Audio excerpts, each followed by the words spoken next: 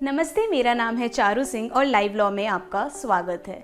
जैसा कि आप जानते ही हैं कि हमारे राष्ट्रपति रामनाथ कोविंद के दफ्तर का कार्यकाल समाप्त होने को है 24 जुलाई को, और इसी के लिए ही कल के दिन जुलाई 18 को राष्ट्रपति के चुनाव हुए हैं।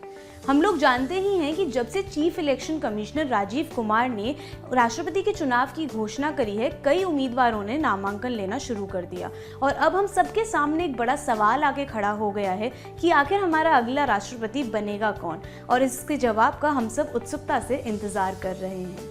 देखिए, राष्ट्रपति के उम्मीदवार के लिए कुछ कंडीशंस होती हैं और राष्ट्रपति बनने की एक तरीके भी होते हैं। साथ ही साथ इस पूरे चुनाव को कैसे किया जाता है, इसका भी एक निर्धारित तरीका है। आइए उसके बारे में जानते हैं। देखिए, राष्ट्रपति के चुनाव में लोकसभा और राज्यसभा के वो मेंबर जो इलेक्टोरल का हिस्सा हैं, और साथ ही हर स्टेट की लेजिस्लेटिव असेंबली और यूनियन टेरिटरीज की लेजिस्लेटिव असेंबलीज के मेंबर हिस्सा लेते हैं। यहाँ बहुत महत्वपूर्ण है ये जानना कि लेजिस्लेटिव काउंसिल के मेंबर और लोकसभा और राज्यसभा के नॉमिनेटेड मेंबर इस इलेक्शन में हिस्सा नहीं ले सकते। किसी भी राष्ट्रपति के उम्मीदवार के लिए बहुत ज़रूरी है कि उसे 50 मेंबर्स का प्रस्ताव मिले और 50 मेंबर्स को अनुमोदक यानी सेकेंडर्स के रूप में उनकी सहमति मिले।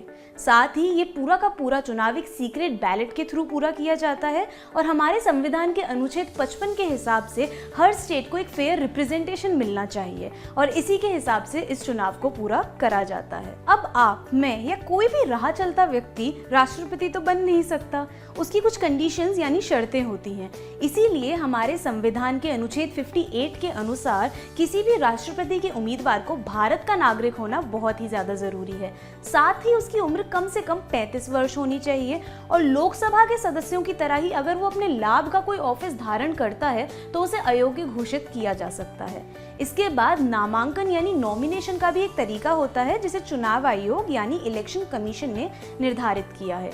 देखिए, किसी भी राष्ट्रपति के उम्मीदवार को अपने नामांकन के लिए एक फॉर्म का पालन करना पड़ता है, यानी उसे राष्ट्रपति और उपराष्ट्रपति नियम 1974 के अंतर्गत फॉर्म 2 का पालन करना होता है।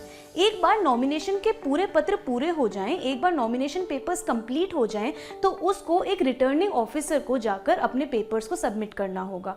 इन पेपर्स को उम्मीदवार खुद भी सबमिट कर सकता है या फिर किसी सपोर्टर यानी सहयोगी को भेजकर भी सबमिट करवा सकता है, और ये पेपर्स किसी भी दिन सबमिट कराए जा सकते हैं, ऐसा दिन जो कि एक पब्लिक हॉलीडे ना हो।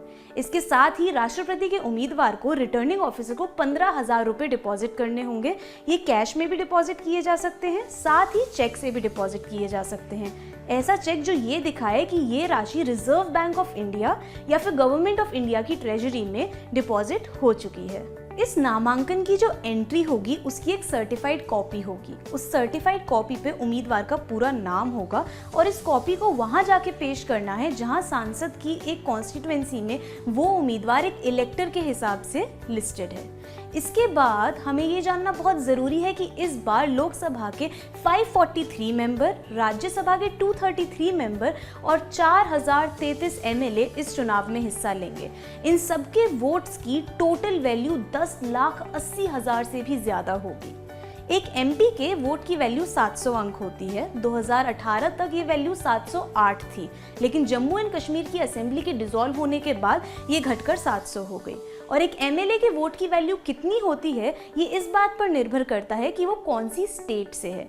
देखिए कि इस वोट की वैल्यू को कैलकुलेट करने के लिए, इसका हिसाब लगाने के लिए एक तरीका मौजूद है। जिस भी स्टेट का एमएलए है उसकी जनसंख्या को उसकी लेजिस्लेटिव असेंबली की स्ट्रेंथ के 1000 गुना अंक से डिवाइड करना पड़ता है और तब जो नंबर आता है वो वहाँ के एमएलए की वोट की वैल्यू होती है।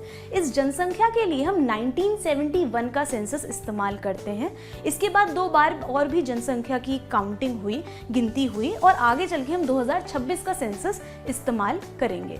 देखिए, मान लीजिए 1971 में कर्नाटका की पॉपुलेशन जो थी वो कुछ 2,90,00,000 के आसपास थी और वहाँ की लेजिस्लेटिव असेंबली की जो स्ट्रेंथ थी वो 244 थी।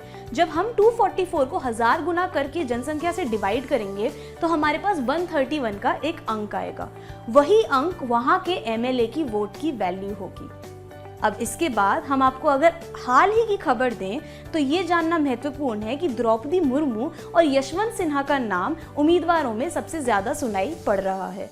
इसके आगे की जानकारी के लिए बने रहिए हमारे साथ सिर्फ और सिर्फ लाइव लॉ पे। और अगर आपको हमारा वीडियो कंटेंट अच्छा लगा तो कीप ऑन सपोर्टिंग अस।